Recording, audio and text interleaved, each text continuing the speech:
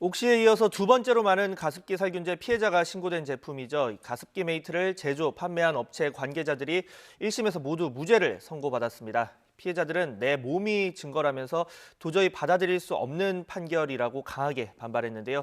이렇게 가습기 살균제 제품에 따라서 정반대의 판결이 나온 배경 무엇인지 취재기자 연결해서 자세히 들어보겠습니다. 한동호 기자. 네, 서울중앙지방법원입니다. 네, 이 가습기 메이트 800여 명이 피해를 신고한 제품입니다. 법원이 제품 성분과 이 질병 사이의 인과관계를 입증할 증거가 부족하다, 이렇게 본 거죠.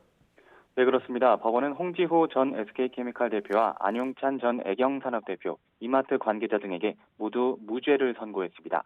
이들은 가습기 메이트를 제조, 판매한 업체의 전현직 임직원인데요. 비슷한 혐의로 최대 징역 6년까지 확정받은 옥시 제품 사건과 완전히 다른 판결이 나온 겁니다.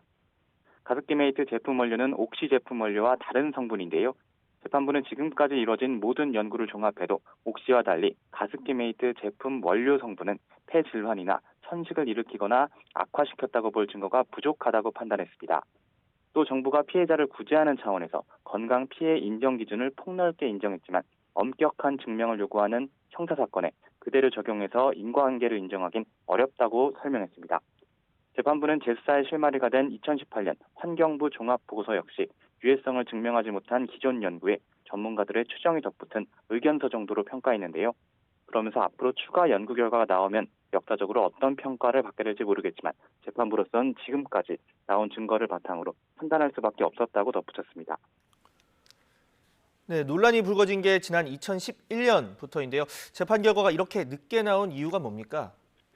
네, 검찰은 2016년 1차 수사 때는 SK케미칼과 애경산업 관계자들에 대해 유해성이 명확히 입증되지 않았다는 이유로 무혐의 처분을 내렸습니다. 당시 살균계 노출 실험과 동물 투여 연구 등에서 옥시 제품은 명백하게 유해성이 확인됐지만 원료 성분이 다른 가습기 메이트는 그렇지 않았다는 겁니다. 이후 환경부가 2018년 유해성을 입증하는 연구 결과를 제출했고 검찰이 재수사에 착수한 끝에 2019년에야 재판이 시작됐습니다. 가습기 살균제를 만들어 판매하는 과정에서 객관적, 과학적 방법으로 안전성을 검증하지 않아 인명피해를 낸 혐의였는데요. 하지만 재판부는 환경부가 권장 사용량의 833배까지 늘려 4주 동안 하루 20시간 실험했는데도 뚜렷한 위해성이 입증되지 않았다고 지적했습니다. 또 일부 전문가는 사람에게 이미 폐질환이 발생했다고 전제하고 원료 성분의 영향을 확인하려고 동물 실험을 했는데도 뒷받침할 만한 결과가 나오지 않은 걸 인정했다고 덧붙였습니다. 재판부는 46차례 공판기일을 진행하면서 공판 기록만 모두 합쳐 44건, 증거는 10만 쪽이 넘는 방대한 자료를 검토했다면서 고심이 깊었다는 점을 드러내기도 했는데요. 결국 2년 가까이 심리한 끝에 옥시와 정반대되는 1심 판결 결과가 나온 겁니다. 네, 피해자들로서는 쉽게 받아들일 수 없는 판결일 텐데요. 반응 어떻습니까? 네, 가습기 살균제 피해자들은 선고 직후 도저히 받아들일 수 없는 판결이라고 반발했는데요.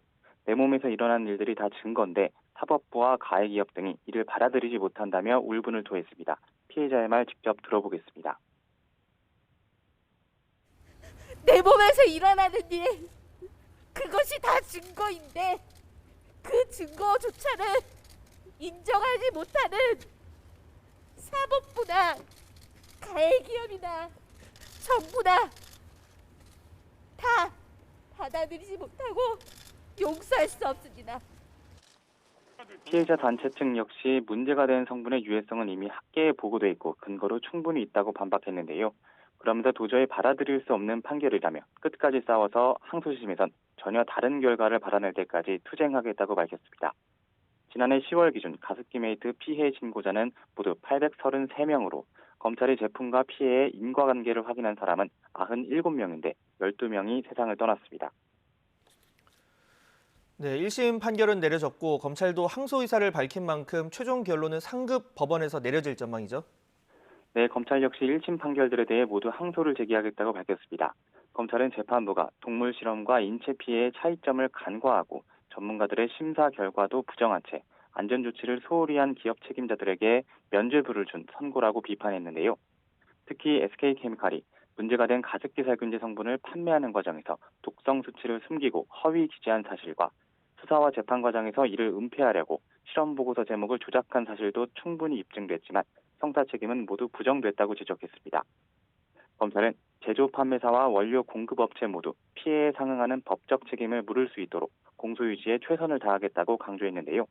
가습기 메이트 유해성에 대한 판단은 상급 법원에서 다시 한번 내려질 것으로 보입니다. 지금까지 중앙지법에서 YTN 한동우입니다.